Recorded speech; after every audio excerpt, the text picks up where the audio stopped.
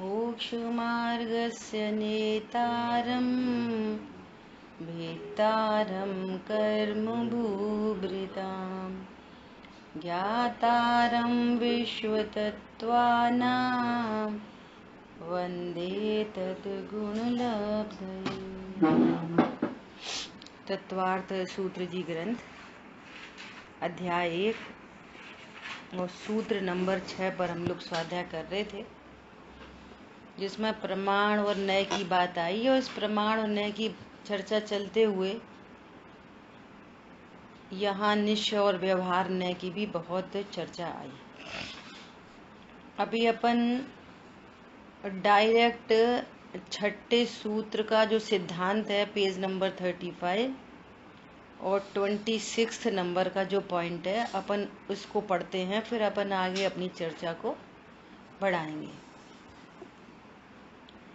देखो, जो छठवां सूत्र था प्रमाण नई रतिगम, इस सूत्र में क्या सिद्धांत निकल के आ रहा है तो बता रहे हैं, हे जीव, पहले यह निश्चय कर कि तुझे धर्म करना है या नहीं।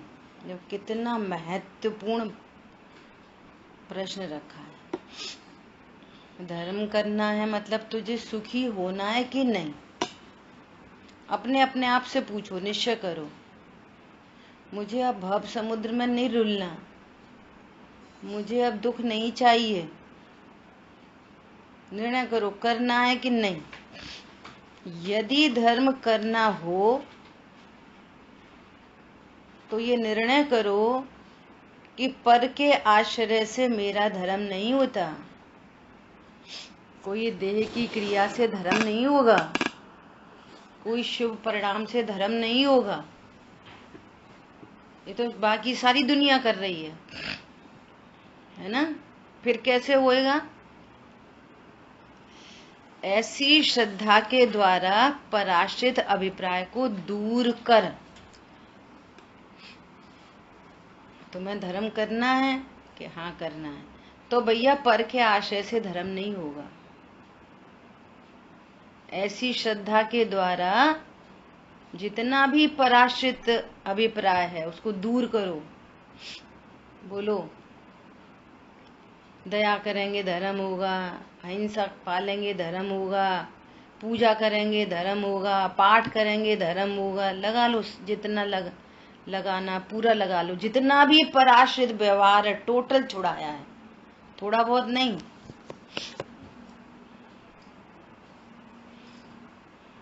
अभी तो वो अकर्तावाद की गोष्ठी कोई उपयोग में घूम रही है ना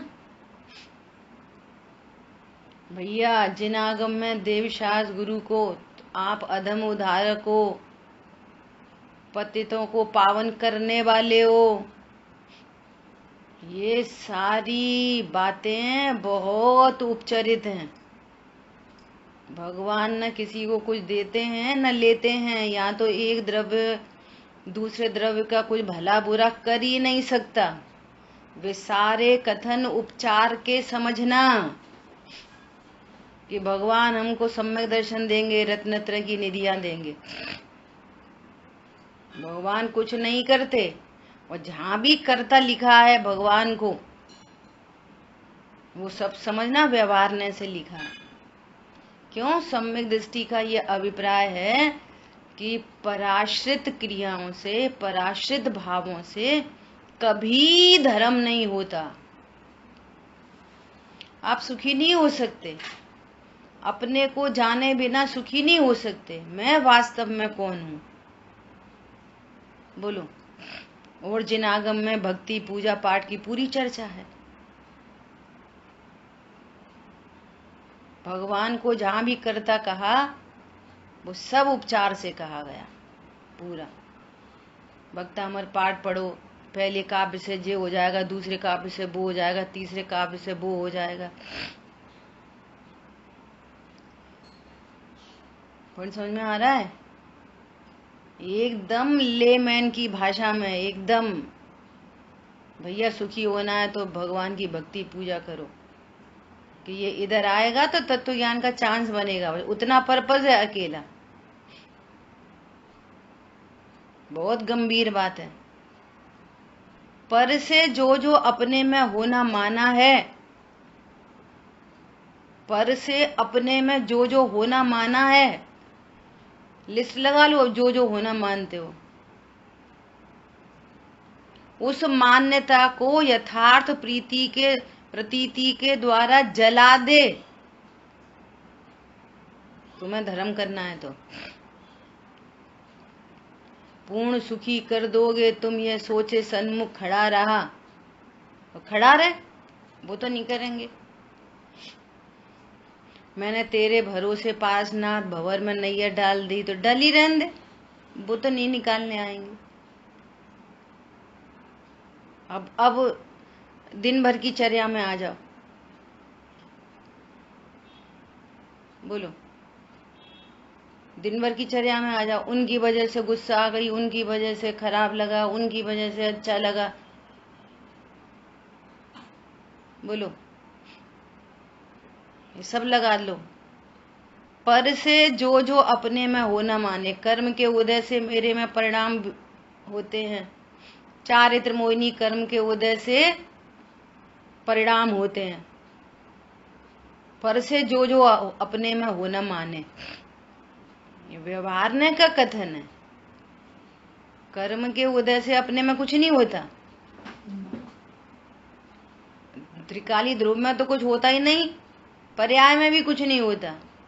पर्याय अपने उपादान शक्ति से उत्पन्न होती है, उसमें कर्म का उदय निमित्त है। पर्याय उत्पन्न हो तो कर्म का उदय निमित्त है, पर्याय उत्पन्न ना हो तो कर्म का उदय नहीं पड़ता, कर्म की निर्जरा हो जाती है। पूरी बाजी अपने हाथ में। बोलो, पर से जो जो अपने में होना माना है। क्या क्या होता है पर से अपने में, बोलो। सारी लिस्ट को जला दे, धर्म करना है तो। छोटी मोटी बात नहीं है ये। गुरुदेव श्री कहते पोपा बाई राज न थी। क्या होता है मेरे में पर से? क्या क्या होता है मेरे में? नहीं होता, बोलो। कुछ भी नहीं होता, कुछ भी नहीं होता, कुछ भी नहीं होता।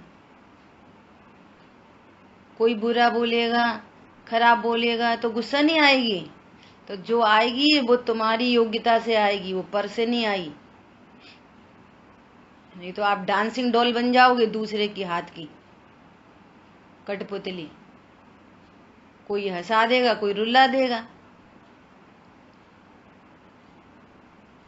इतनी गजब की बात है।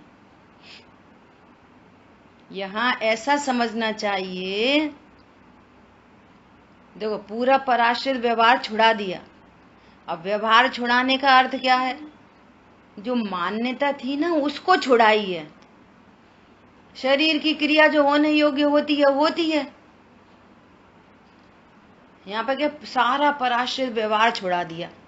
तो वो कर्ता बुद्धि है ना, तो वो ये समझता है कि इन्होंने नहीं करने की प्रेरणा दी है। करो मत करो, व्यवहार छुड़ाया मतलब पूजा पाठ छुड़ा दिए। यहाँ कह रहे हैं ना आत्मा कर सकता न रोक सकता। देह की किसी क्रिया को न आत्मा कर सकता न रोक सकता, दोनों ही कर्ता बुद्धि है। किसी परिणाम को आत्मा न कर सकता न रोक सकता, दोनों कर्ता बुद्धि है। इनको मैं करता हूं, मैं भोगता हूं, इनसे मुझे लाभ होता है, हानि होती है। इस मान्यता को छुड़ाया है यहां पर। ये नहीं कहा कि तुम क्रिया करो कि मत करो, मत करो, मत करो में भी करो ही है। ज्ञाता स्वरूप है, होते हुए परिणमन का ज्ञाता है। मैं कौन हूं? मैं ज्ञाता स्वरूप हूं और होते हुए परिणमन का, होती हुई शरीर की क्रियाओं का, होती हुई परिणामों का, शुभ अशुभ भावों का ज्ञाता हूं। बस ये कह रहे हैं। क्या कह रहे हैं? यहां ऐसा समझना चाहिए कि जिस प्रकार 7 पुण्य पाप सहित 9 तत्वों को जानकर धर्म करना है तो प्रयोजन भूत 7 तत्वों को जानो। तुम जानने वाली वस्तु हो तो जानो, जानने की प्रेरणा दी है। तत्व निर्णय करो, तत्व ज्ञान करो, करो की भाषा में बोला है। और तत्व निर्णय क्या है कि मैं अकर्ता हूं। तत्व निर्णय क्या है? मैं अकर्ता हूं। और अकर्ता है नास्ति से, अस्ति से मैं ज्ञाता हूं। ज्ञाता अस्ति से और अकर्ता नास्ति से, एक ही बात है। आत्मा का करना क्या है? जान नहीं, आत्मा का करना धरना है बस। तत्व निर्णय करो। और क्या करो? जैसे आंख मात्र देखती है ऐसे ही मैं सिर्फ जानने देखने की शक्ति को धारती वस्तु हूं। तो कह रहे हैं तत्वों को जानकर उसमें से शुद्ध न के विषय रूप जीव का ही आश्रय करना भूतार्थ है। वह यही हो गया जाने हुए 7 तत्व। भूतार्थ न से जाने हुए 7 तत्व, यही भाव है उसका। 7 तत्वों को जानकर उनमें से शुद्ध न के विषय रूप जीव का ही आश्रय करना। आश्रय करना मतलब, बोलो आश्रय करने का क्या मतलब है? जीव का आश्रय कैसे किया जाएगा? बोलो कैसे करेंगे जीव का आश्रय? मैं एक गायक भाव, मैं आत्मा हूँ, मैं ज्ञायक भाव हूँ, मैं परिपूर्ण हूँ। इसका ही नाम है आश्रय। हो गया आश्रय, यही आश्रय का भाव है बस। समझ आई बात? आश्रय मतलब घुस जाना, अंदर चले जाना, बाहर चले जाना, ये आश्रय नहीं। मैं शुद्धात्मा हूँ, बस ये हो गया आश्रय। समझ आई बात? मैं शुद्धात्मा हूँ, इसका ही नाम है आश्रय हो गया ऐसा। तो कह रहे हैं जीव का ही आश्रय करना भूतार्थ है। उसी प्रकार अधिगम के उपाय जो प्रमाण न निक्षेपों को जानकर उसमें से शुद्ध न के विषय रूप जीव का ही आश्रय करना भूतार्थ है, और यही सम्यक दर्शन है। अब देखो गलती क्या होती, हम प्रमाण सीख जाते। प्रमाण किसे कहते, न किसे कहते, ये तो सीख जाते, लेकिन मैं शुद्धात्मा हूं ये नहीं सीख पाते। प्रमाण कितने प्रकार के, नए कितने प्रमाण के प्रकार के, निक्षेप कितने प्रकार के। भैया वो प्रमाण नए निक्षेप सब किसके लिए थे? मैं शुद्धात्मा हूं ऐसा जानने के लिए। हरी बात समझ में? तीनों आपका वीडियो ऑफ कर दो।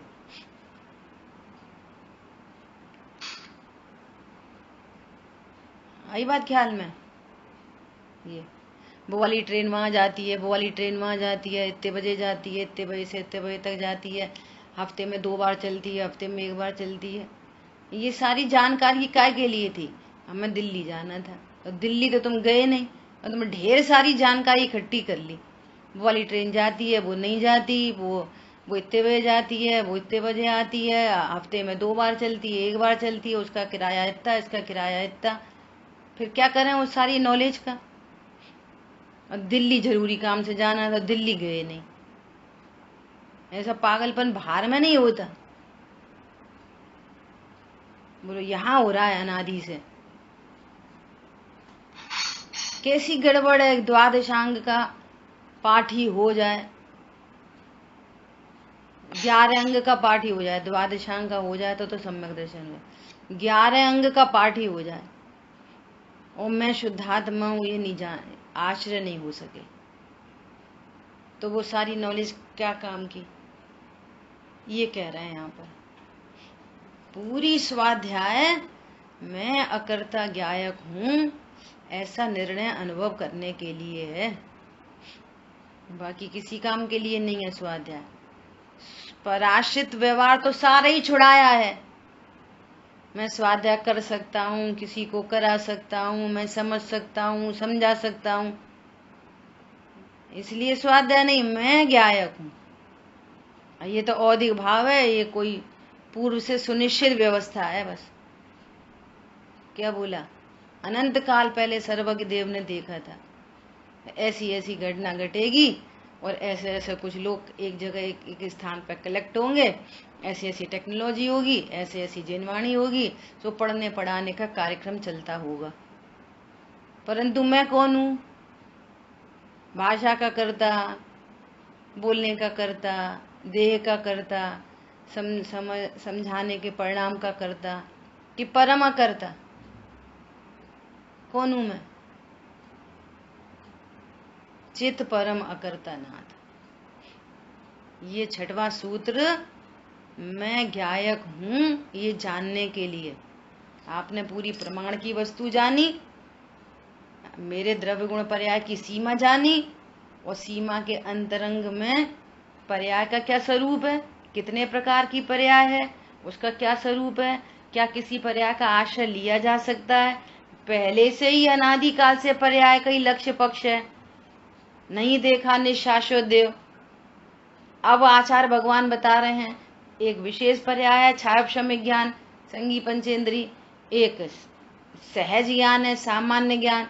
ये सामान्य ज्ञान के ये लक्षण है और इस लक्षण से लक्ष्य की प्रसिद्धि हो सकती है। तो ये छठवें सूत्र को पढ़कर हमको लक्षण से लक्ष्य प्रसिद्ध करना है।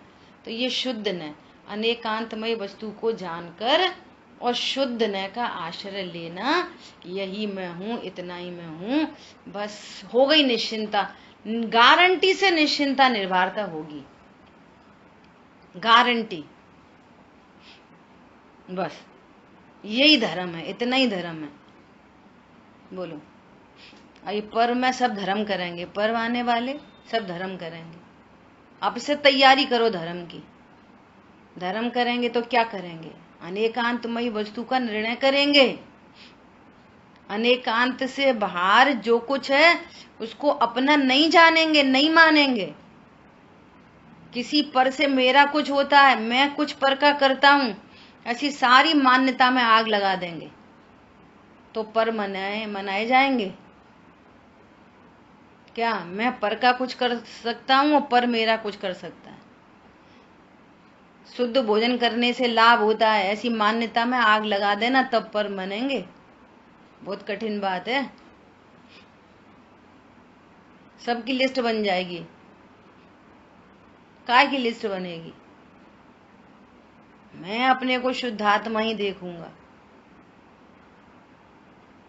और बिल्कुल तत्व निर्णय करके बराबर अनेकांतमयी वस्तु, और फिर इसमें से शुद्ध न का आश्रय करना, हवा में नहीं। और जो अनेकांत में प्रवेश करेगा वो शुद्ध न में प्रवेश करेगा, और पर से लाभ हानि जानने वाला अपने अनेकांत में ही नहीं आया तो वो नए में प्रवेश नहीं कर सकेगा। बोलो, पर मेरा कुछ करता है, मैं पर का कुछ करता हूं। समझ में आ गई बात? द्रव्य गुण पर्याय की सीमा से जो कुछ भी बाहर है, जो कुछ भी द्रव्य कर्म नो कर्म, सबकी छुट्टी, ऐसी बात है। ठीक है, अब बहुत सुंदर चर्चा आ रही है सातवें सूत्र में। सातवें सूत्र में क्या कह रहे हैं? निश्चय सम्यक दर्शनादि जानने के अमुख्य अप्रधान उपाय। प्रधान उपाय तो क्या था? तत्वा श्रद्धानम सम्यक दर्शनम, प्रमाण नई रतिगमा, ये तो प्रधान उपाय थे। अब साथ में क्या और अमुख्य उपाय भी चला करते हैं, है ना, उसकी भी चर्चा यहाँ पे आ रही है। क्या है? निर्देश, स्वामित्व, साधनाधिकरण, स्थिति, विधानतः। फिर से पढ़ते हैं। निर्देश स्वामित्व साधनाधिकरण स्थिति विधानतः। अर्थ निर्देश स्वामित्व साधन अधिकरण स्थिति और विधान से भी सम्यक दर्शनादि तथा जीवादि तत्वों का अधिगम होता है। अब ये सब क्या है? निर्देश स्वामित्व साधना है ना, साधन अधिकरण। इसकी अब चर्चा अपनी टीका में आएगी। देखो नंबर 1 निर्देश। निर्देश मतलब ये आदेश निर्देश नहीं, निर्देश मतलब कथन करना। तो क्या कह रहे हैं? वस्तु स्वरूप के कथन को निर्देश कहते हैं। स्वामित्व, वस्तु के अधिकारीपन को स्वामित्व कहते हैं। इसका अधिकारी कौन है? यदि अपन यहाँ पर सम्यक दर्शन ज्ञान चारित्र को रखें तो सम्यक दर्शन ज्ञान चारित्र का स्वामी कौन हो सकता है, उसकी यहाँ सब चर्चा आएगी। साधन, वस्तु की उत्पत्ति के कारण को साधन कहते हैं। बोलो, अगर हमें दिल्ली जाना है तो क्या साधन है? अमेरिका जाना है तो क्या साधन है? साधन बदल जाते ना। ऐसे ही रत्नत्रय प्रकट करने के साधन क्या हैं? है ना, अधिकरण। वस्तु के आधार को अधिकरण कहते हैं। स्थिति, वस्तु के काल की मर्यादा को स्थिति कहते हैं। विधान, वस्तु के भेदों को विधान कहते हैं। अपन ने अभी ये परिभाषा देख ली है ना। अब इनका सबका स्वरूप आएगा तो अपन समझने की कोशिश करते हैं। देखो, उपरोक्त 6 प्रकार के सम्यक दर्शन का वर्णन निम्न प्रकार से किया जाता है। सबसे पहला निर्देश, जीवादि 7 तत्वों की यथार्थ श्रद्धा पूर्वक शुद्धात्मा का प्रतिभास, विश्वास, प्रतीति को निर्देश कहते हैं। 7 तत्वों को जानकर और फिर शुद्ध आत्मा का प्रतिभास होना, ये निर्देश है। ये करने योग्य कार्य है ना। देखो, इसका स्वामी कौन है? सम्यक दर्शन का स्वामी कौन कौन हो सकता है? तो कह रहे हैं चारों गति के संगी पंचेंद्रिय भव्य जीव स्वामी होते हैं। शर्त क्या है? चारों ही गतियों में सम्यक दर्शन प्रकट हो सकता है। शर्त क्या है? संगी पंचेंद्रिय होना चाहिए और भव्य होना चाहिए।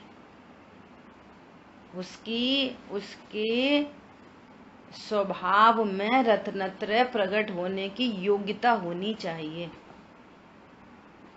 तो कह रहे हैं संगी पंचेंद्री और भव्य जीव इस रत्नत्रय के स्वामी होते हैं।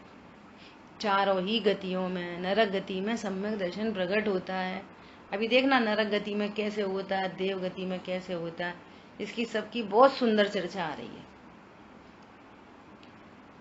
देव गति के जीव, अच्छा, संगी पंचेंद्री मनुष्य, देव और नारकी, ये तो संगी पंचेंद्री ही होते हैं। क्या बोला? सारे मनुष्य गति के जीव संगी पंचेंद्री होते हैं, सारे नारकी संगी पंचेंद्री होते हैं, सभी तरह के देव संगी पंचेंद्री होते हैं। एक इंद्री, 2 इंद्री, 3 इंद्री आदि का व्यवहार, ये भेद कहाँ पे पड़ते हैं? अकेले त्रियंच गति में, है ना। तो त्रियंच गति के जीव असंगी भी होते हैं और संगी भी होते हैं। तो जो त्रियंच गति के संगी जीव हैं उनमें रत्नत्रय प्रकट करने की योग्यता होती है, तो वे भी रत्नत्रय के स्वामी, सम्यक दर्शन के स्वामी हो सकते हैं। बोलो अजय भैया, क्या बोल रहे? समूर्छन मनुष्य जो होते हैं वे भी, हाँ, समूर्छन जो मनुष्य होते हैं उनमें सम्यक दर्शन प्रकट करने की योग्यता नहीं होती। ठीक है, एक बात और, जो समूर्छन त्रियंच होते हैं, त्रियंच गति के जीव भी सम्मूर्छन होते हैं। असंगी तो सारे ही सम्मूर्छन होते हैं। असंगी जीव तो सारे ही सम्मूर्छन होते हैं। और संगी त्रियंच जो होते हैं वे रत्नत्रय प्रकट कर सकते हैं, संगी त्रियंच। और वे संगी त्रियंच सम्मूर्छन भी होते हैं। त्रियंच गति के जीव संगी पंचेंद्री सम्मूर्छन भी होते हैं और गर्भज भी होते हैं। हाँ, सम्मूर्छन का अर्थ क्या है कि जो माता पिता के गर्भ से उत्पन्न न हो, है ना, उनको सम्मूर्छन कहते हैं। वहीं की कंडीशन से आहार वर्गणा को कलेक्ट करते हुए जिनका शरीर बन जाता है बिना माता पिता के, वे सम्मूर्छन कहलाते हैं। ठीक है। अब सम्मूर्छन मनुष्य के कौन से होते हैं कि जो ऐसे दूसरे दूसरे अंग है ना, जैसे कांख में, पसीना में, है ना, ऐसी ऐसी जगहों पर जो जीव होते हैं ये संघी पंचेंद्री सम्मूर्छन मनुष्य होते हैं। मनुष्य के ही आकार के। और वे नियम संगी पंचेंद्री, असंगी नहीं, संगी पंचेंद्री। और वे नियम से सम्मूर्छन में संगी का होते हैं मनुष्य। हाँ, यही तो बता रहे हैं कि मनुष्य और त्रियंच गति के संगी जीव दोनों में संगी जीव पाए जाते हैं, सम्मूर्छन। ठीक है। और जो हाँ आंटी क्वेश्चन था, ये जो संगी मनुष्य आपने बोले जो सम्मूर्छन होते हैं वो तो निगोदिया जीव कहलाते हैं ना? तो वो ही बता रहे हैं। क्या बता रहे हैं? वो निगोदिया जीव नहीं होते। वे जब मनुष्य हैं तो निगोदिया जीव तो त्रियंच गति के जीव होते हैं। त्रियंच गति में निगोद की चर्चा है ना। परंतु वही वाली बात बोलने जा रही थी, लेकिन वो श्वास के 18वें भाग में मरण को प्राप्त हो जाते हैं। वे जन्म मरण करते रहते हैं। श्वास के 18वें भाग में मरने वाले अकेले निगोद नहीं होते। अपन तो ऐसे समझ लेते जो श्वास के 18वें भाग में मरता है सो निगोदिया है, ऐसा नहीं। ये जो संगी पंचेंद्री मनुष्य हैं ये भी श्वास के 18वें भाग में जन्म मरण करते हैं। उस एंगल से लोग कहते हैं कि वे निगोदिया होते हैं। एक तरफ बोल रहे हो कि मनुष्य हैं और दूसरी तरफ कह रहे निगोदिया होते हैं, तो यही कंट्रोवर्शियल बात हो गई अपने आप में। ये कथन ही विरुद्ध हो गया। पॉइंट समझ में आया मेघा? एक तरफ क्या कह रहे हैं मनुष्य और दूसरी तरफ कह रहे हैं निगोदिया। निगोदिया थोड़ी मनुष्य होते हैं, ना मनुष्य निगोदिया होते हैं। अब निगोदिया की बात किधर से आ गई? इधर से आ गई कि हमारे ज्ञान में ये प्रसिद्ध है कि जो श्वास के 18वें भाग में जन्म मरण करते हैं वे निगोदिया होते हैं। सो ये मान्यता मिथ्या है। निगोदिया तो जन्म मरण करते ही हैं, अन्य जीव भी श्वास के 18वें भाग में जन्म मरण कर सकते हैं। इनको बोलते हैं लब्ध अपर्याप्तक जीव। 2 इंद्री भी लब्ध अपर्याप्तक होते हैं, 3 इंद्री, 4 इंद्री, 5 इंद्री, संगी असंगी, सारे जीव पर्याप्तक और अपर्याप्तक दोनों तरह के होते हैं। तो जो सम्मूर्छन मनुष्य हैं वे लब्ध अपर्याप्तक होते हैं और सम्मूर्छन त्रियंच पर्याप्तक होते हैं। जो स्वयंभू रमण समुद्र में जो रहने वाले त्रियंच हैं इनकी तो बहुत कोटि पूर्व की आयु होती है इनकी, और वो सबसे लास्ट में कर्म भूमि है सम्मूर्छन, लेकिन पर्याप्तक जीव है वो, और संगी पंचेंद्री है। समझ आ गई बात? मिक्स मैच नहीं करना है। जो श्वास के 18वें भाग में मरण करते हैं, एक श्वास में 8-10 बार जन्म्यो मर्यो भर्यो दुख बार, जो श्वास के 18वें भाग में जन्म मरण करते हैं उनको अपर्याप्तक जीव कहते हैं। उनकी सारी पर्याप्ति पूर्ण नहीं होती हैं और वो नियम से मरण को प्राप्त होते हैं। ठीक है, और आएगी चर्चा, सब चर्चा मिलेगी इस ग्रंथ में, धीरे धीरे आएगी, समझते जाएंगे। अभी जो जो पॉइंट हैं वो आप लिखते चलो। ठीक है, कोई और प्रश्न है? अभी आगे बढ़े। तो बुआ जी इनको मनुष्य क्यों कहते हैं? मनुष्य क्यों कहते हैं? मनुष्य गति के जीव हैं तो मनुष्य कहते हैं उनको। मनुष्य गति के जीव हैं। आप सोचो सोचो, हाँ ऐसे बोलते हैं ना, जैसे इन्होंने बोला कि दूध में, जैसे दूध है ना, तो दूध की मर्यादा, जो कच्चा दूध निकल के आया भैंस की, गाय के थन से, तो उसकी मर्यादा 48 मिनट की है। 48 मिनट के अंदर में वो गर्म होना ही चाहिए, प्रासुक होना ही चाहिए। जैसे पानी छाना आपने, वो पानी छानने की मर्यादा कितनी है छानने के बाद? कि 48 मिनट, और उससे कम 48 मिनट में 1-2 सेकंड कम, 1-2 समय कम, ऐसा है ना। तो सीधे सीधे बोल देते 48 मिनट अंतर मुहूर्त, तो उसमें जीव राशि उत्पन्न होने लग जाती है ना। तो जो ये दूध है ना, दूध, तो दूध में 48 मिनट के बाद जिस भैंस से निकले आए ना, उसी भैंस के आकार के सम्मूर्छन संगी पंचेंद्री त्रियंच उत्पन्न हो जाते हैं। हम तो पैकेट का दूध और ये इसका दूध, यही तो कह रहे हैं कि हमारे सुखी होने का मार्ग निकलता है देवशास्त्र गुरु से। अब कौन से मर्द भैंस के आकार के पढ़ते होंगे, नहीं पढ़ते होंगे, ये जो अविश्वास है ना, अविश्वास, ये सर्वज्ञ देव के ऊपर क्वेश्चन मार्क रहता है। और जिनको देव शास्त्र गुरु का श्रद्धान नहीं है ना, तो उनका ज्ञान अभी निश्चिंत निर्भर नहीं हो सकता। निश्चिंत निर्भर नहीं हो सकता तो वो तत्व ज्ञान पूर्वक शुद्ध न का आश्रय नहीं ले सकता। किन्ने देखे सम्मूर्छन, अब हमें तो इन आंखों से दिखते नहीं है, माइक्रोस्कोप से भी नहीं दिखते। समझ में आ रही है? बोलो। पानी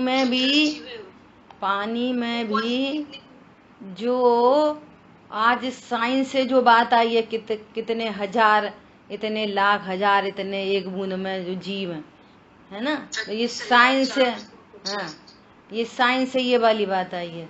लेकिन जिज्ञागम के अनुसार इतने से नहीं है, बहुत जीव राशि होती है, अनंत जीव है। बोलो। लेकिन इसमें जो 10 जीव कहे हैं वो कौन से इंद्रिय, कितने इंद्रिय तक? 2 इंद्रिय से, 2 इंद्रिय जीव, 2 से 4। हाँ विकलत। अब 4 इंद्रिय नहीं, 2 इंद्रिय तरस में, इनमें जो दिखाई नहीं दे रहे अपने को आंखों से, वो 2 इंद्रिय तरस। आप 2 इंद्रिय तरस। तो फिर ये आटा वगैरह में, मसाले में हमें दिखाई, सब 2 इंद्रिय, सब 2 इंद्रिय तरस।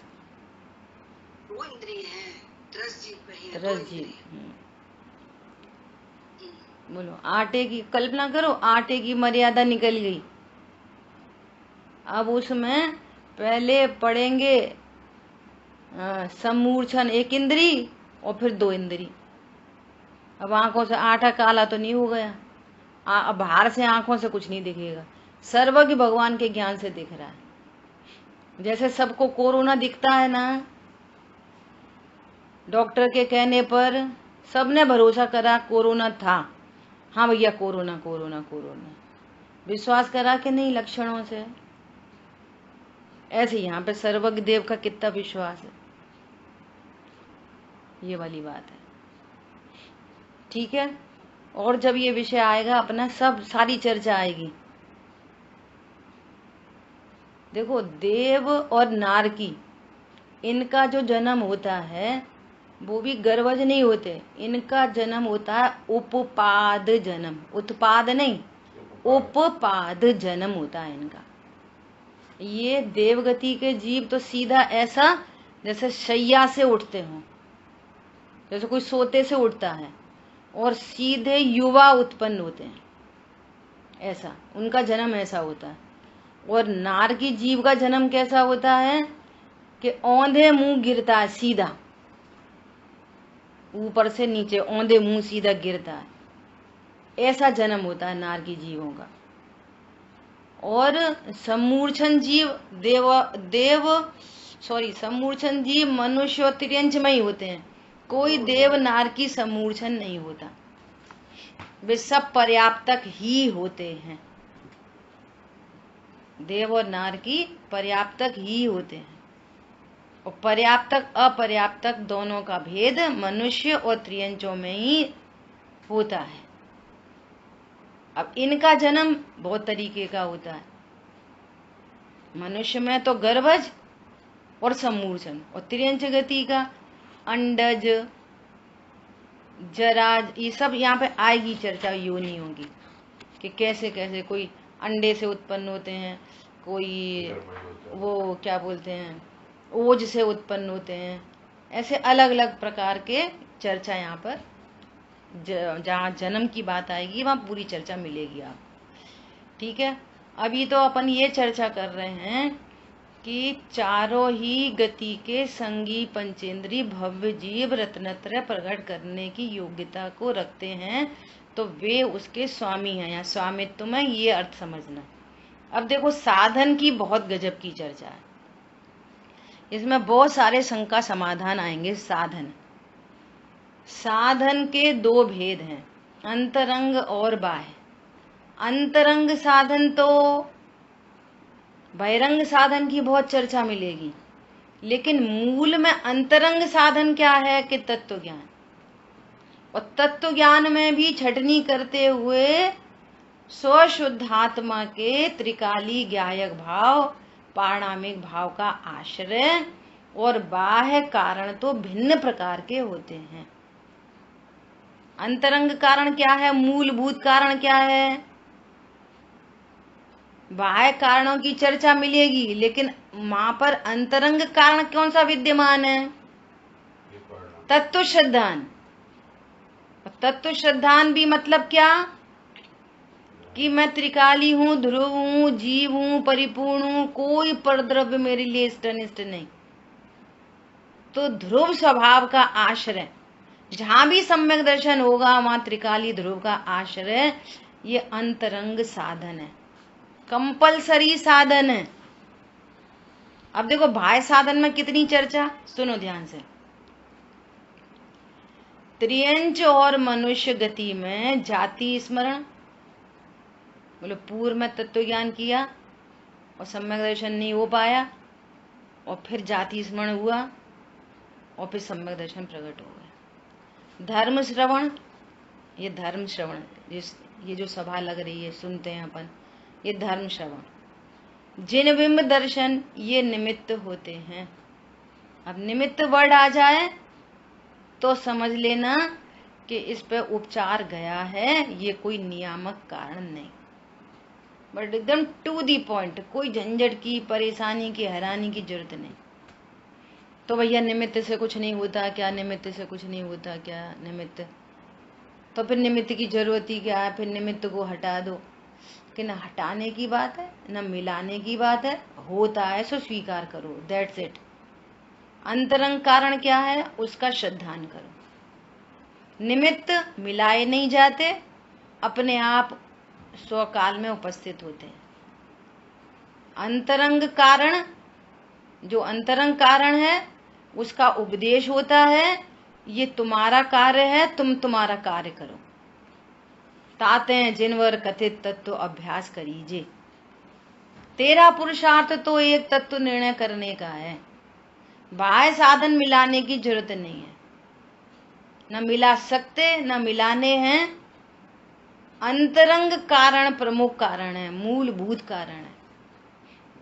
सो यहाँ पर ये कह रहे हैं, बोलो कैसा उपचार करेंगे कि जिन बिंब के दर्शन से वे निमित्त होते हैं। ठीक है, देवगति में 12वें स्वर्ग से पहले देवगति में 12वें स्वर्ग से पहले जाति स्मरण, धर्म श्रवण, जिन कल्याणक दर्शन और देव रिद्धि दर्शन कारण होता है। और 12वें स्वर्ग से 16वें स्वर्ग पर्यंत अब ये भेद क्यों डाला है? 12वें स्वर्ग और 16वें स्वर्ग का भेद क्यों डाला है? इसलिए भेद डाला है कि 12वें स्वर्ग तक तो पूर्व में जैनी अजैनी गृहीत मिथ्या दृष्टि सब चले जाते हैं 12वें स्वर्ग तक मंद कषाय से। समझ में आ रही है? लेकिन 12वें स्वर्ग से ऊपर 16वें स्वर्ग तक ग्रहीत मिथ्या दृष्टि नहीं जाते। क्या बोला? ये भेद है 12वें और 16वें स्वर्ग तक का। 12वें स्वर्ग तक जैन अजैन ग्रहीत मिथ्या दृष्टि सब चले जाते हैं, लेकिन 12वें स्वर्ग के ऊपर तो 16वें स्वर्ग तक भले मिथ्या दृष्टि जा रहे हैं, लेकिन ग्रहीत मिथ्या दृष्टि नहीं जाते। ठीक है?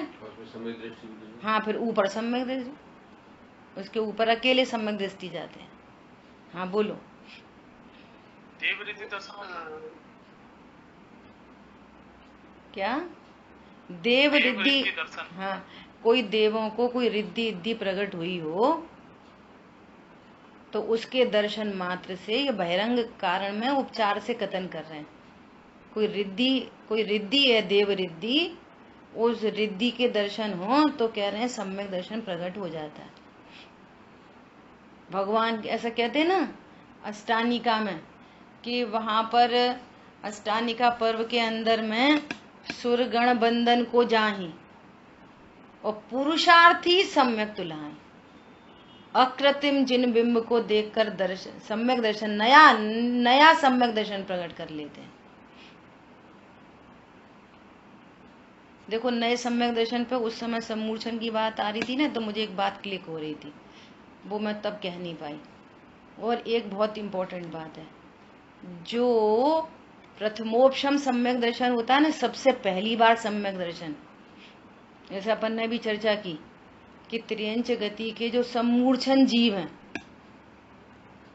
है ना, वे भी सम्यक दर्शन प्रकट कर लेते हैं, वे भी लेकिन उन सम्मूर्छन त्रियंच को औपशमिक सम्यक दर्शन प्रकट नहीं हो सकता।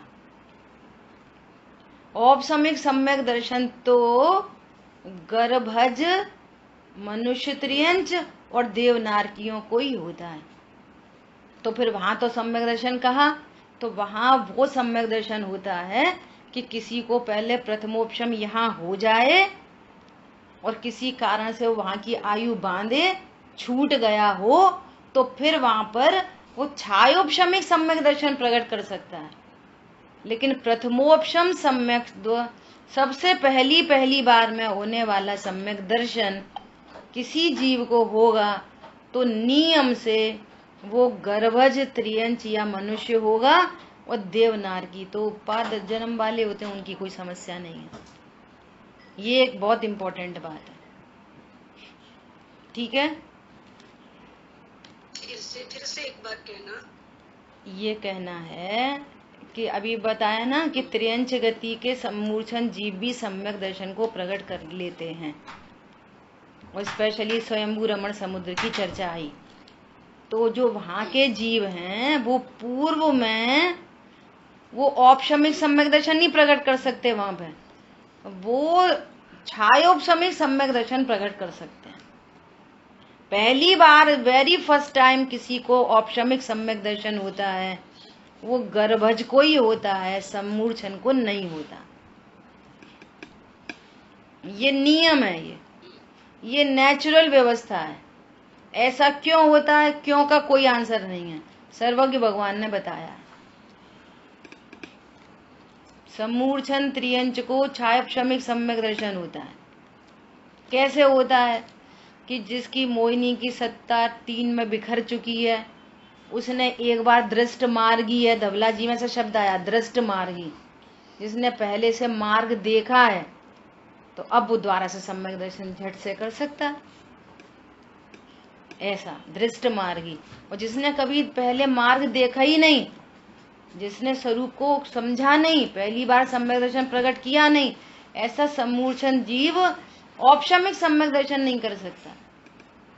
औपशमिक सम्यक दर्शन करने वाले गर्भज ही होते हैं, ऐसा भगवान की दिव्य ध्वनि में आया। हाँ, गर्भज त्रियंच को, गर्भज त्रियंच को। आगे मेरा एक हाँ बोलो। मेरा एक क्वेश्चन है कि अगर कोई सम्यक दृष्टि जीव हो गया है तो फिर उसकी त्रियंच पर्याय कैसे बनेगी?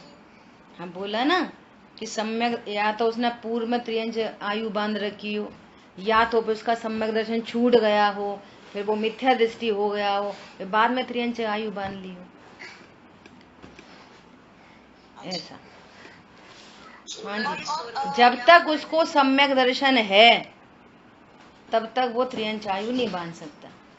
त्रियंच गति में गया है तो नियम से उसका सम्यक दर्शन छूटा है, ऐसा। अब सम्मूर्छन मनुष्य जो है उनको भी सम्यक दर्शन हो सकता है? नहीं हो सकता, वे तो वैसे भी अपर्याप्तक जीव हैं, समाज के 18वें विभाग में जन्म मरण करने वाले, वो कहाँ सम्यक दर्शन प्रकट कर सकेंगे? वे तो मर ही रहे, मरने से फुर्सत नहीं है उन्हें। तो कंडीशन समझ में आ गई? सम्मूर्छन आपने बोला जो तिरंज सम्मूर्छन जीव है, इनको पूर्व में छायोपशमिक सम्यक दर्शन होता है। पूर्व में औपशमिक, किसी भी जीव को पहली बार सम्यक दर्शन होता है तो वो औपशमिक सम्यक दर्शन ही होता है। चारों गति के जीवों को सबसे पहली बार जो सम्यक दर्शन होगा वो औपशमिक सम्यक दर्शन होता है। औपशमिक सम्यक दर्शन के बाद वो छायोपशमिक सम्यक दर्शन में बदल जाता है, और छायोपशमिक सम्यक दर्शन वाला भी छायिक सम्यक दर्शन प्रकट कर सकता है। यही क्रम है, ऐसा ही क्रम है, यही नियम है। कोई डायरेक्ट छायिक सम्यक दृष्टि नहीं हो सकता, कोई डायरेक्ट छायोपशमिक सम्यक दृष्टि नहीं हो सकता। सबसे पहले औपशमिक सम्यक दर्शन ही होता है, और औपशमिक सम्यक दर्शन वाला भी छायिक नहीं डायरेक्ट प्रकट कर सकता, बीच में छायोपशमिक होना ही होता है, ऐसा एक क्रम है ये। ठीक है, वेदक सम्यक दृष्टि छायोपशमिक सम्यक दृष्टि को ही वेदक सम्यक दृष्टि कहते हैं। एकार्थवाची है, पर्यायवाची है। मतलब ये हुआ कि पहली बार जो सम्यक दर्शन होगा वो औपचारिक ही होगा, बराबर, किसी भी जीव को, चारों किसी को। हाँ, ठीक है, बहुत बढ़िया। हाँ, और गर्भज को और वे गर्भज होंगे, और वे गर्भज ही होते हैं। अच्छा, गर्भज वालों को ही होगा। अच्छा, सम्मूर्छन को औपशमिक सम्यक दर्शन नहीं होता। ओके। सम्मूर्छन को यदि सम्यक दर्शन होगा तो तब होगा कि पहले उसने कभी औपशमिक सम्यक दर्शन किया हो और फिर उसका छूट गया हो, और फिर उसको जाति स्मरण हुआ हो, कोई धर्म श्रवण का मौका लगा हो, और वापस वो छायोपशमिक डायरेक्ट छायोपशमिक दर्शन फिर वो प्रकट कर सकता है। ओके। उसकी कंडीशन क्या है कि छायोपश, अपन ने पढ़ा था ना अभी सम्यक दर्शन 3 प्रकार का। औपशमिक सम्यक दर्शन में तो वो सेटल डाउन हो गई, अब सेटल डाउन हो गई तो वो अंतर मूर्त में तो फिर वो उदय में आ ही जाती हैं।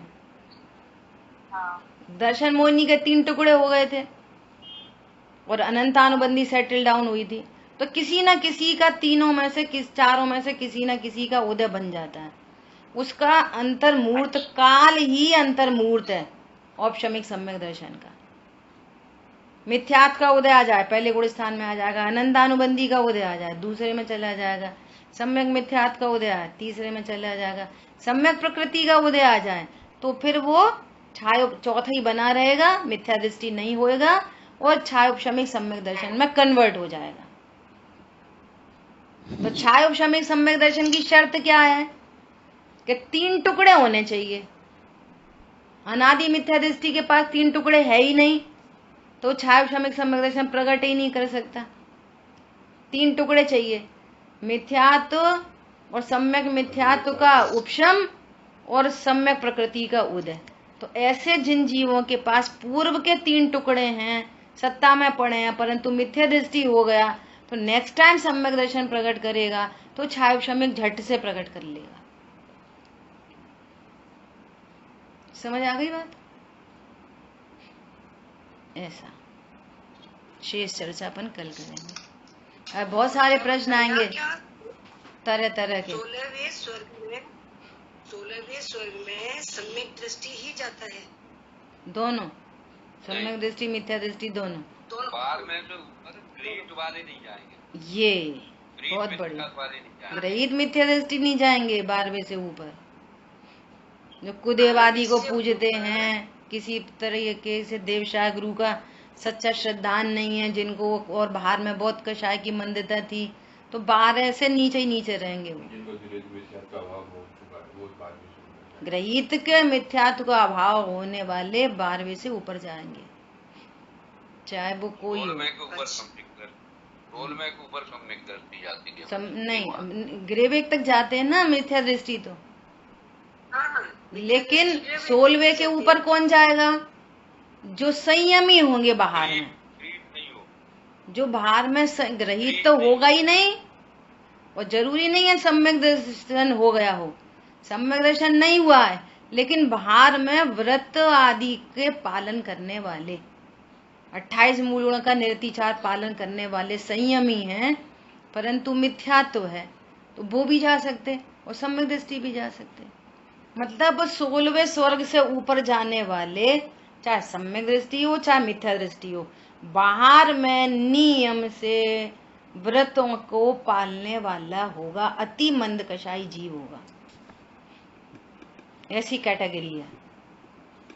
ठीक है, चलो शेष चर्चा अपन आगे करेंगे। अच्छा, जिन वाणी के ज्ञान से सूझे लोकालोक, सुवाणी मस्तक नमो सदा देतु।